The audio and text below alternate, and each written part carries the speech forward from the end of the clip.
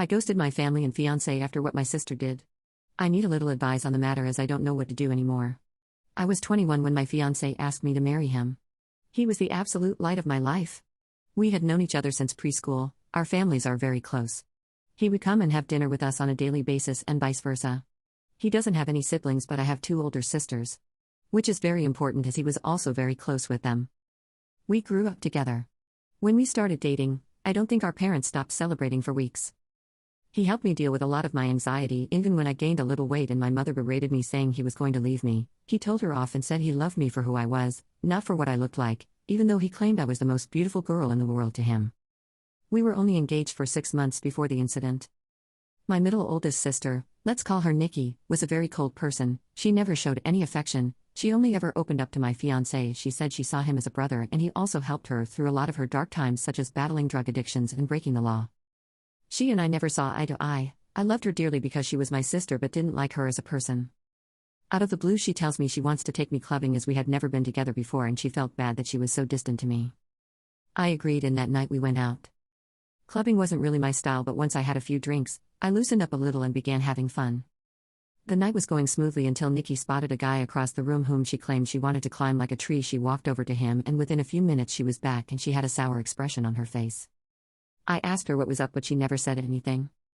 I kept pressing because I didn't want our night to be ruined. She then told me the guy didn't want her number but he wanted mine instead.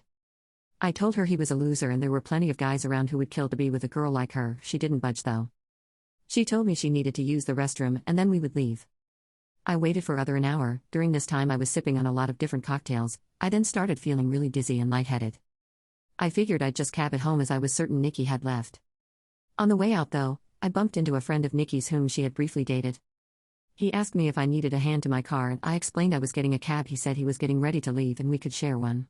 I told him okay and we walked out of the club together and into the first cab we saw.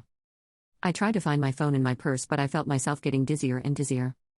I don't remember what happened next as I blacked out and the next morning I woke up on a hard sofa, my head pounding. When I came to, I realized I was in Nikki's friend's house and my phone was sitting on the glass table in front of me, but it was flat. When he noticed I was awake he offered some tablets and water and explained that I had passed out in the cab and he didn't remember my parents' address so he just picked me up and took me back here where he laid me on the sofa. I told him I needed to go home as my fiancé would be worried. He called a cab and I left.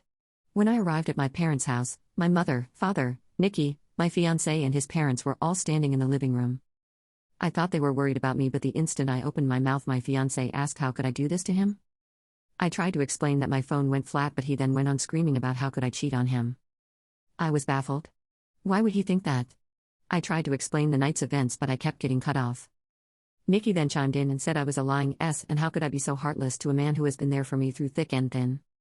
She went on to say I kept flirting with random guys all night and then when she went to the bathroom, she saw me leave with her friend.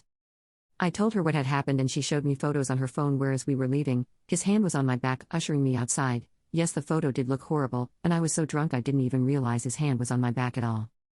My fiancé was so angry, he kept shouting and his mom and mine were both crying.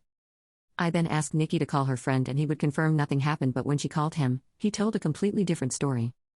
He said I begged him to take me back to his and when he did, we slept together multiple times. I saw red and started crying and yelling at Nikki because I knew she had organized this whole thing to make me look bad. I begged my fiancé to believe me, but he just shook his head and left. When everyone had cleared out, my mother slapped me across the face and told me to get out. I left and went to a friend's house where I stayed for a few nights. During those nights I called my fiancé crying and pleading with him to believe me that nothing happened but it all fell on deaf ears as he never returned any of my calls or texts. My mom texted me and told me she was kicking me out and that she couldn't believe I would do such a thing and a lot of hurtful other slurs I don't think I could repeat here. She didn't even give me time to get my things as she threw everything out. I was now homeless. None of my family would take me in, as they chose my fiancé and mother's side. I was homeless and single in less than a day and a half. My entire world had been taken away because of Nikki's lies. Now for weeks I tried everything to get my fiancé back and my family. The limit for me though was when Christmas time had come and I went over to my mother's house to try and reconcile. I was sleeping from couch to couch during this time. When I got to my parents' house, I knocked on the door but no one answered. My friend then called me and told me she just saw on Facebook that my family were in another state celebrating Christmas and they had posted pictures online. Everyone was there, my sisters, parents, grandparents and even my fiancé and his family. When I myself saw the photos, I couldn't stop crying as they all looked so happy. I cried for days and days before deciding to block them all. I even returned my engagement ring. My friend knew someone a couple hours away who was looking for some help in his restaurant, and he even had living arrangements above where he worked so I could get rent at a cheap price and work at the same time.